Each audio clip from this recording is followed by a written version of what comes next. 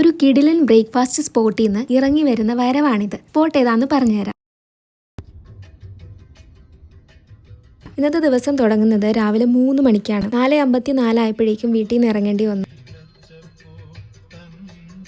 ഏതാണ്ട് 5 മണിക്ക് 6 മിനിറ്റ് മുന്നേ 6 മണി ആയപ്പോഴേക്കും തൃശ്ശൂർ എത്തി. തൃശ്ശൂർ ഒരു അത്യാവശ്യ കാര്യം ഉണ്ടായിരുന്നു, അതിനായിരുന്നു പോയിട്ടുണ്ടായിരുന്നത്. കാര്യം കഴിഞ്ഞപ്പോഴേക്കും ബ്രേക്ക്ഫാസ്റ്റ് ടൈം കഴിയാറായിട്ടുണ്ടായിരുന്നു. അടുത്ത് എവിടെയെങ്കിലും ഹോട്ടൽ ഉണ്ടോ എന്ന് അന്വേഷിച്ചു. കണ്ടൊരു ഹോട്ടലിൽ കയറിയപ്പോൾ തന്നെ ഒരു അമ്പലത്തിന്റെ പ്രതീതി, ഭക്തിഗാനവും ചന്ദനത്തിന്റെ മണവും നല്ല വൃത്തിയും. പക്ഷേ ഇതിനു മുമ്പും ആംബിയൻസ് കൊണ്ട് പറ്റിച്ച ഹോട്ടലുകൾ ഉള്ളത് കൊണ്ട് അത്രയ്ക്ക് അങ്ങോട്ട് എക്സ്പെക്ടേഷൻ വെച്ചില്ല. കൈ കഴുകി വന്നിരുന്നു, ഫുഡ് ഓർഡർ ചെയ്തു. ഞങ്ങൾ ഓർഡർ ചെയ്തത് ഒരു ഇടിയപ്പവും സ്റ്റൂവും ഒരു പൊടി ഇഡലിയും ആയിരുന്നു. ഫുഡ് കൊണ്ടുവച്ചപ്പോൾ തന്നെ ഫസ്റ്റ് റിയാക്ഷൻ വാവ് എന്നായിരുന്നു. കഴിച്ചു നോക്കിയപ്പോൾ വീണ്ടും ഞാൻ വാവ് പറഞ്ഞു. കാരണം എനിക്ക് പേഴ്സണലി ഭയങ്കര ഇഷ്ടമായി അവരുടെ ഒരു ടേസ്റ്റ്. മലയാളത്തിൽ രുചി എന്ന് പറയാം. നമ്മുടെ വായിൽ വെച്ച് അങ്ങ് അലിഞ്ഞു പോവാന്നൊക്കെ പറയില്ലേ, ഇടിയപ്പവും സ്റ്റൂ ഒക്കെ അത്രയും രുചികരമായിരുന്നു എന്ന് തന്നെ പറയണം. പിന്നെ അവരുടെ പ്രസന്റേഷൻ ആണ് എടുത്തു പറയേണ്ടത്. ഇടിയപ്പവും സ്റ്റൂവും പറഞ്ഞ് എനിക്ക് 2 പഴവും 2 പപ്പടവും എക്സ്ട്രാ ഉണ്ടായിരുന്നു. അതെനിക്ക് തോന്നുന്നു നമ്മൾ പഴവും പപ്പടവും കൂടെ മിക്സ് ചെയ്ത് കഴിക്കും. പുഴുങ്ങിയ പഴമായിരുന്നു കേട്ടോ, അതിന് വേറൊരു ടേസ്റ്റ് ആണ്. അപ്പം എല്ലാ യഥാവിധി ക്രമങ്ങളിലൂടെയും കഴിക്കണം എന്നുള്ളതായിരിക്കണം അവരുടെ ഒരു കാഴ്ചപ്പാട്. പിന്നെ പൊടിയിഡലിയുടെ കൂടെയും അതിന് വേണ്ടതായിട്ടുള്ള വടയും ബാക്കി കാര്യങ്ങളൊക്കെ അവർ ഇൻക്ലൂഡ് ചെയ്തിട്ടുണ്ടായിരുന്നു. തൃശ്ശൂർ റൗണ്ടില് രാഗം തിയേറ്റേഴ്സിനടുത്തുള്ള സൈഡ് റോഡിലേക്ക് കയറി കഴിഞ്ഞാൽ കുറച്ച് മുന്നോട്ട് വന്നാൽ ലെഫ്റ്റ് സൈഡിൽ നിങ്ങൾക്ക് ഈ ഒരു ഹോട്ടൽ കാണാൻ പറ്റും. വിഘ്നേശ്വര ഗ്രാൻഡ് എന്നാണ് ഹോട്ടലിന്റെ പേര്. ഞാൻ അവിടുന്ന് ബ്രേക്ക്ഫാസ്റ്റ് മാത്രമേ കഴിച്ചിട്ടുള്ളൂ, അത് ഇഷ്ടപ്പെട്ടു.